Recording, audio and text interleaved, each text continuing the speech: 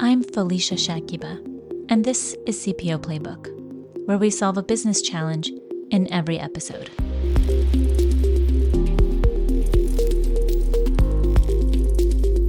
"100% of Fortune 500 companies employed a CISO or an equivalent role in 2023. If a company is unfamiliar with the role of a CISO, a Chief Information Security Officer, it risks lacking the strategic leadership necessary to safeguard its digital assets and infrastructure from increasing sophisticated cyber threats. This oversight can lead to vulnerabilities in security, potentially resulting in significant data breaches, financial losses, and damage to the company's reputation. In an era where cyber resilience is a key component of business continuity, a CISO plays a critical role in maintaining trust and confidence among stakeholders, customers, and partners by demonstrating a commitment to security.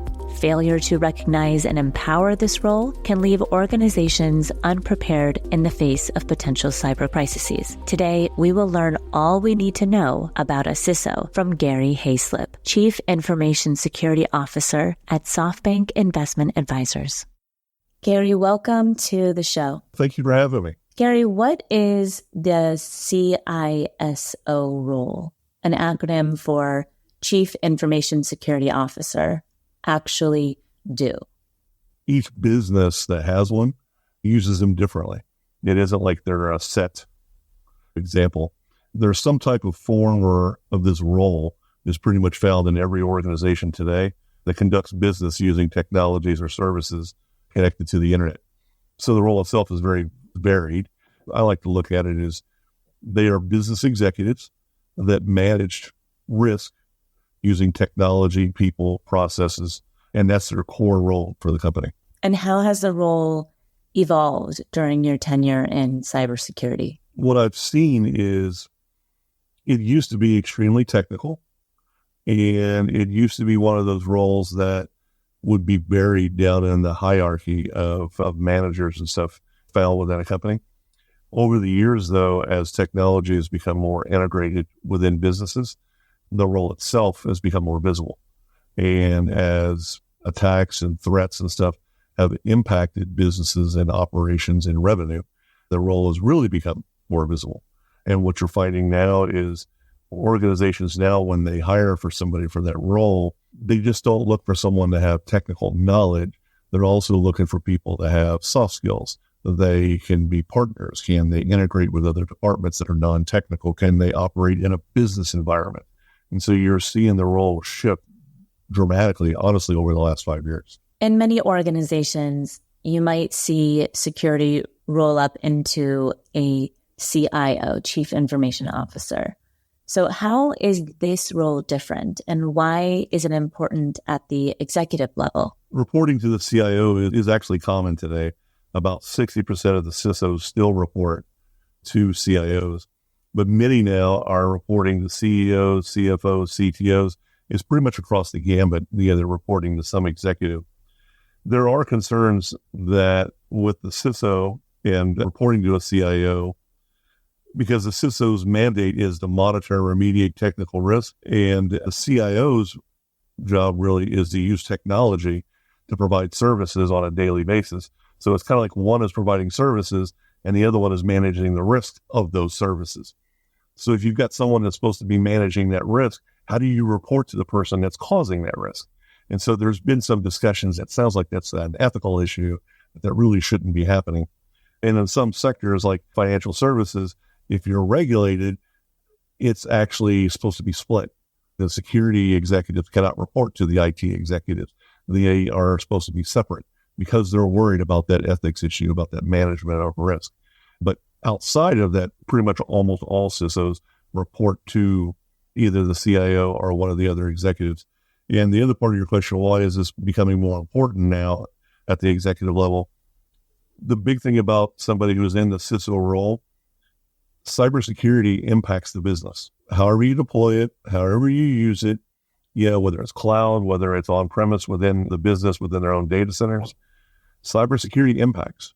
You do not do cybersecurity without causing some type of change to protect the business, some type of change to protect new revenue streams, some type of change to help an M&A process, that kind of impact, that kind of good or bad to the business, you want to be talking to executives. You want to be part of the executive process. They want to have insight into what you're doing and what projects you're working on and why you're doing things.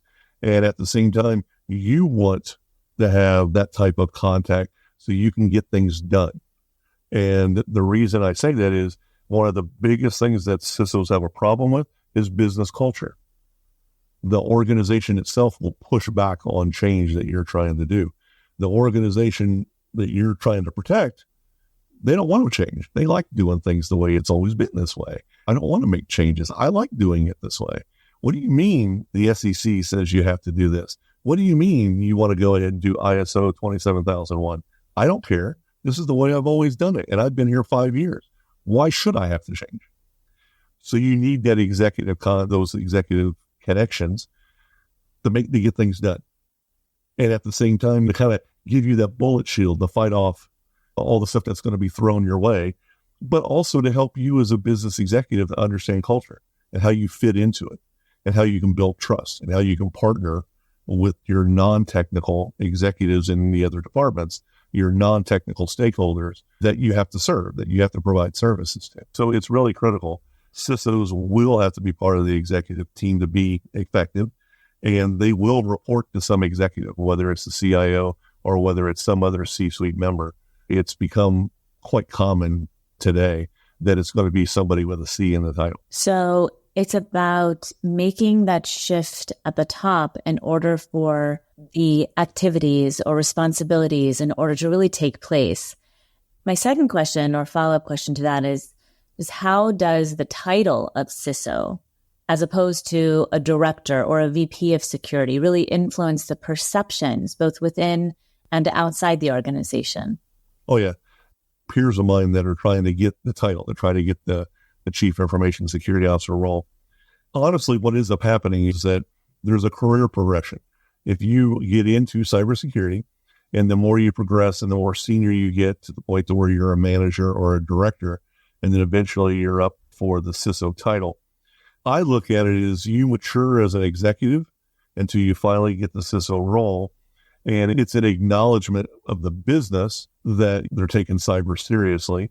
It's an acknowledgement of the business that you are an executive and at that level of maturity. You get it both positive and negative. You get the remit that you're going to make change, that you've got the budget, that you've got people, but you also are going to be held accountable.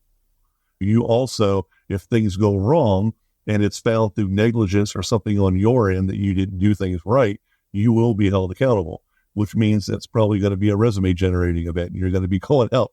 You could probably be going out the door because it's part of earning that title.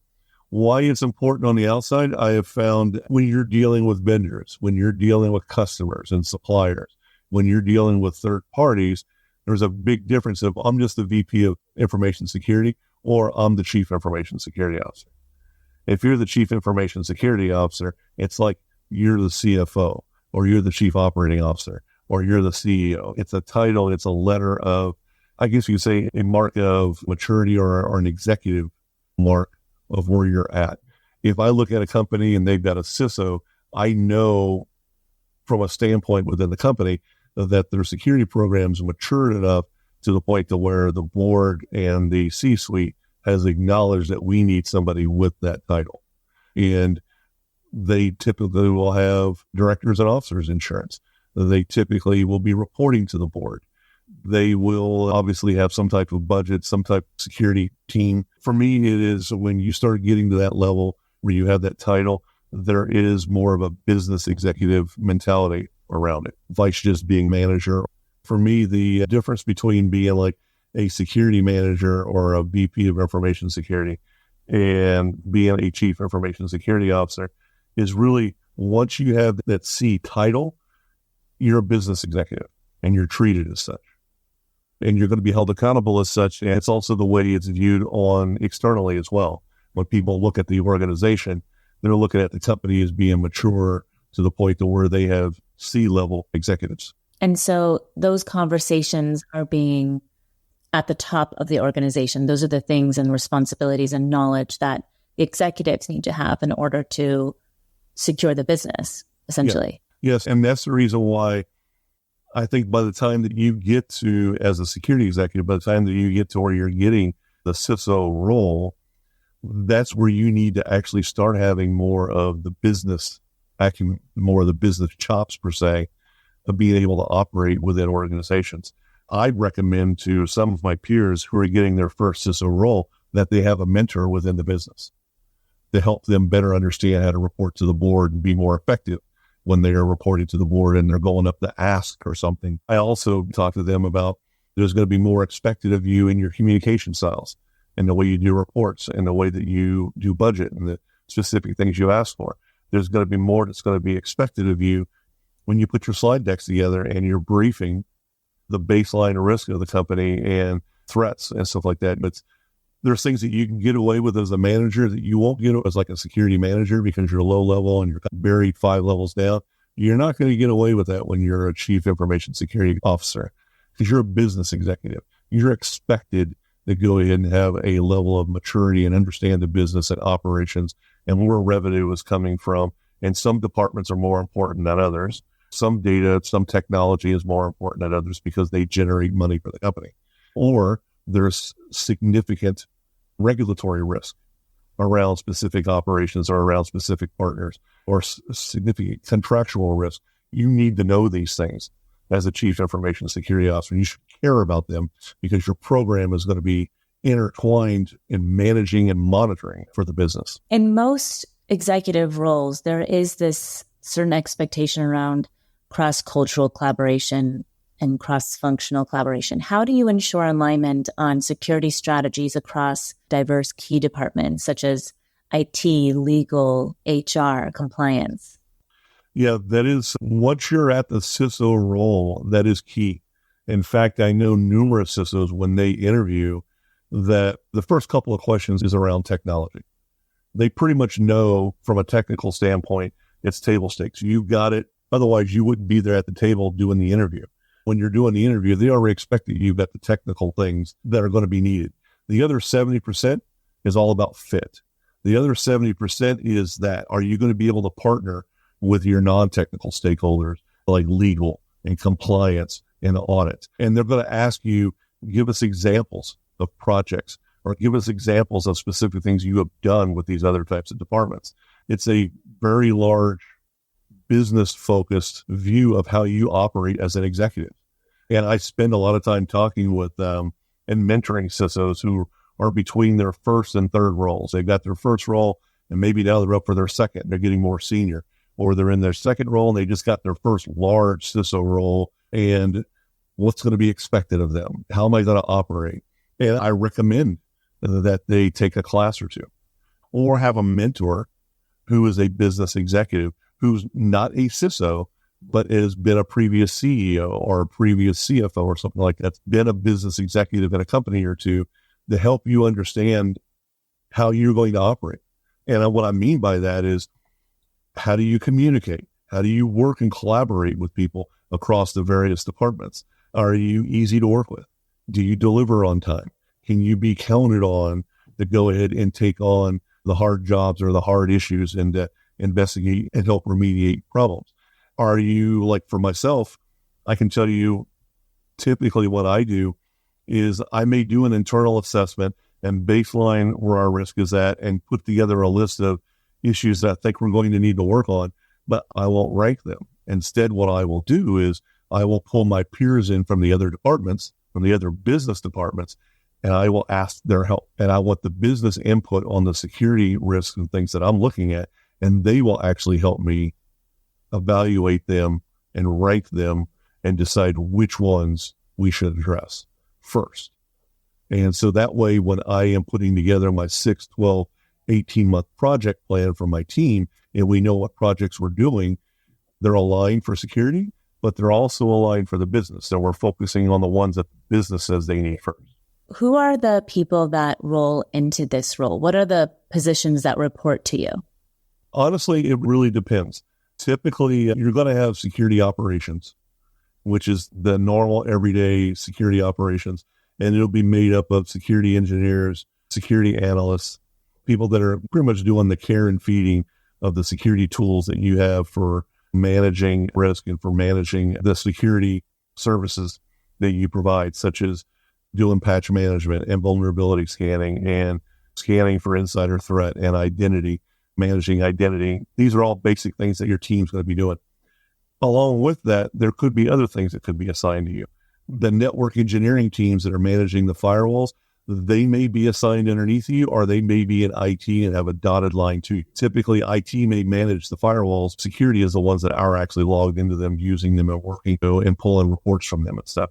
And sometimes companies will put them underneath security. Governance. If you are a regulated entity and your CISO has experience in GRC, like myself, I'm a certified auditor, they may put the whole GRC team underneath security, or they may put the risk and governance teams underneath security, just because of how intertwined the security stack is with the IT stack. And a lot of the stuff that the GRC team looks at is IT related. And so they may put it underneath security to have a degree of separation.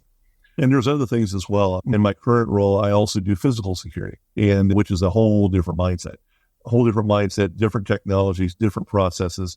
But there are some CISOs that go ahead and do it and take that on. I've operated in environments where I've had 4 different teams. In one of my roles, I had a security operations team, I had a governance team, I had a cloud security team, and I had a application security team that worked extensively with our product teams. And I worked a lot with our VP of DevOps. Her and I were partnered together, and my application security team was actually embedded in her department.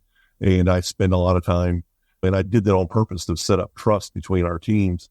And I spent a lot of time working with her, making sure that our products that we were producing were as devoid of defects as possible. And we constantly tested for issues. How have increased regulatory demands, such as those from the SEC or FCA, influenced the strategic priorities within your role as a CISO? The increased regulatory demands, basically what they do is, for a CISO, if you're in a regulatory regime, you spend a lot of time going back through, looking at your stack, reviewing previous assessments, reviewing previous controls, and making sure that you have things documented. You spend time talking with your attorneys to verify, are you missing anything? You also spend a lot of time looking at new rules that are coming out we have an amazing amount of rules that are coming out around data privacy, and not just in the United States, all over the world.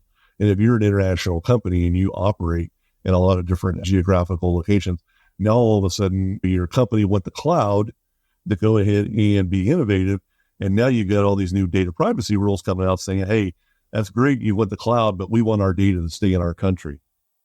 You have to collaborate with IT and now figure out, with the technologies that we've got selected, how do we go ahead and meet the regulatory needs, these new needs that have come up, where data needs to be located in specific stuff, but still also help the business be innovative. I do think there's a cost, and it's fine because companies need to pay that cost to be more resilient or to go ahead and be able to meet the new requirements that come out.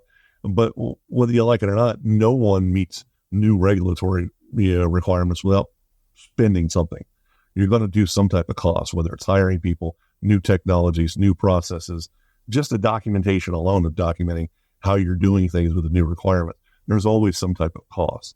And it pushes back on the teams, but it requires the CISO to collaborate with stakeholders, because you are going to go out and find out, hey, are we meeting these new privacy requirements?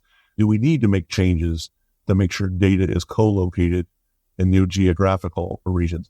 Hey, are we getting the right reports that auditors are now going to ask because our regulations have changed? And so all of these things you are continually reviewing, that only happens every once in a while. No, you are looking at these things easily every 6 months. You're reviewing these things. And I know some that are looking at it on a quarterly basis, just because of the size of the company, the type of data that they manage. So they're not going to get caught. They're afraid of the fines. So they're going to do what they need to do. So yeah, the regulatory, it's not for free. Companies are going to meet it. There's going to be costs involved. You've mentioned before that a balanced view of AI and cybersecurity, viewing it as both a risk and opportunity.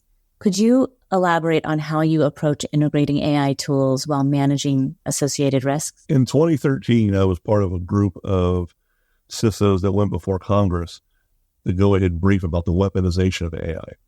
Back then, they were concerned about AI being used as a weapon.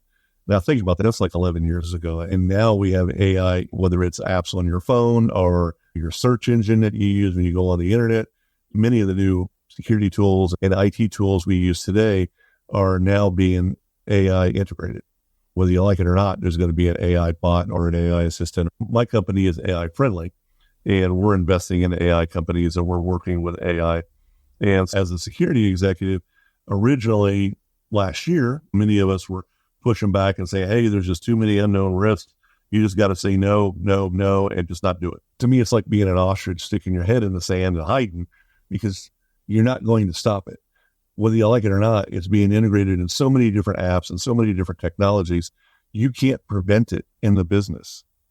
There's so many free things that are popping up on the web now that your employees want to use. You're not going to be able to stop it.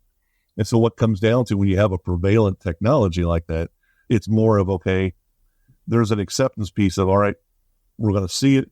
It's here. Let's figure out how we can manage it and deal with it. And so that comes around to, all right, let's put policy in place on what it's for. What are we going to use it for? What are our use cases? And let's educate our employees on how to use it safely. What we recommend for them on how to use it, what to do with it.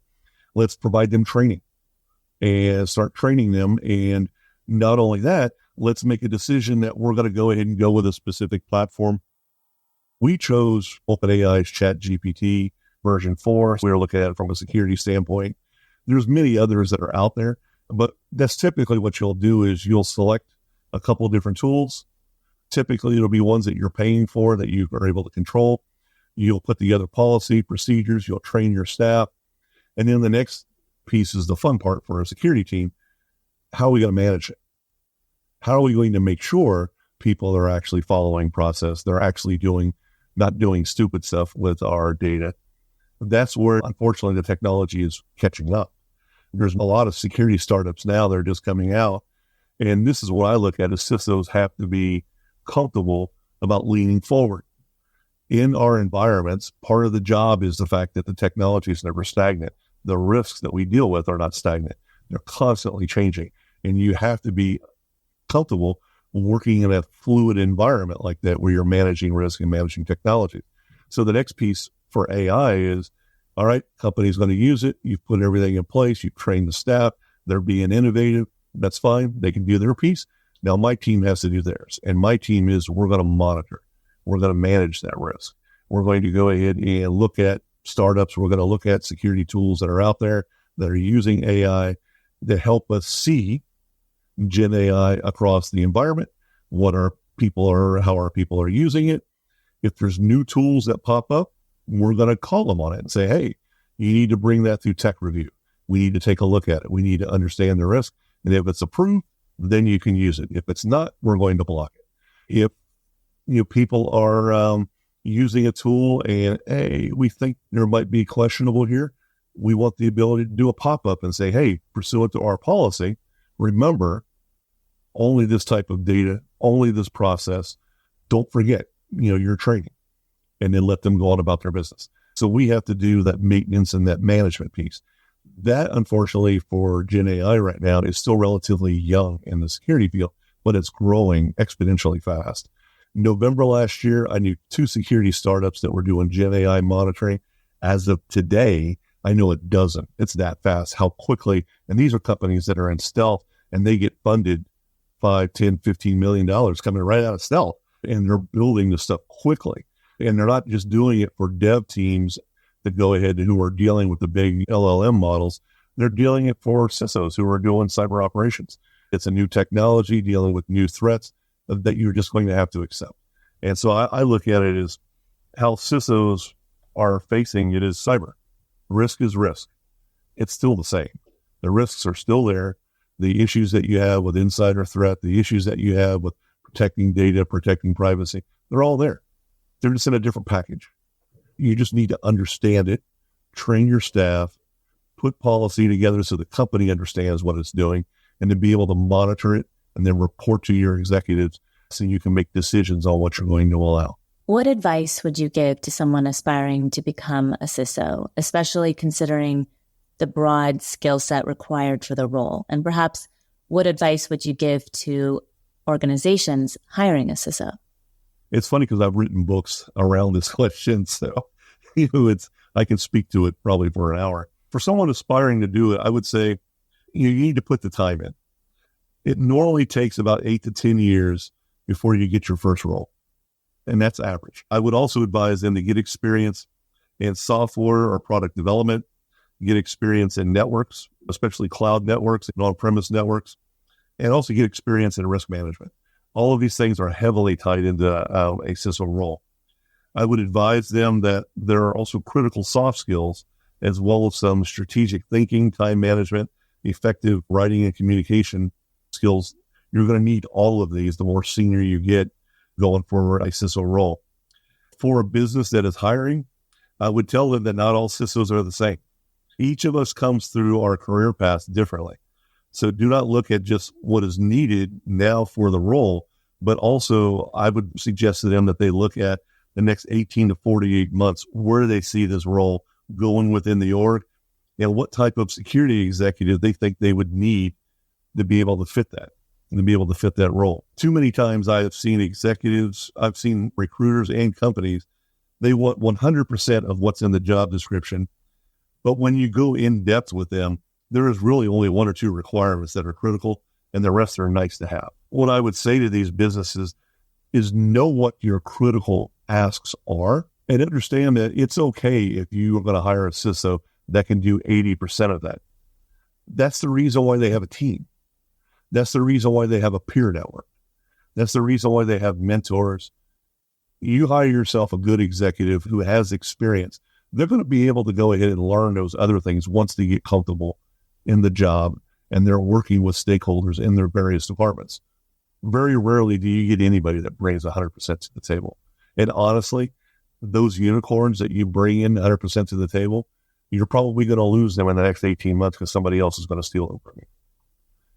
I honestly would go for somebody that has that 60 to 80% and that's going to grow with you with the business because you're giving them a shot.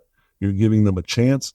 They're going to get there in the business. They're going to get established. They're going to grow with you and add, more towards their career path. And they're going to stay with you longer. Gary, thank you so much for enlightening us on what this role is and what it entails. And I'm sure you've added so much value to people's day, just having them listen to this episode. I appreciate you being here and thank you so much. Thank you. I thought this was a lot of fun. I really enjoy talking about the role and especially helping more people come into it. Those of us that are senior like myself, within the next 5 to 10 years, we're going to be stepping out and doing other things. There's a big discussion in our community right now about leaving a legacy, about making sure that the next, say, class of CISOs, the next group of security executives have gotten the experience, have been mentored, and they're ready to step into those roles as we transition ourselves. There's a bunch of us that are taking it serious. We're writing books on it. We're talking about it. We're mentoring because we want to leave it better than what we found it. And it's really important to us. That's Gary Hayslip, Chief Information Security Officer at SoftBank Investment Advisors. If today's episode captured your interest, please consider sharing it with a friend or visit cpoplaybook.com to read the episode or learn more about leadership and talent management. We greatly appreciate your rating, review, and support as a subscriber. I'm Felicia Shakiba. See you next Wednesday, and thanks for listening.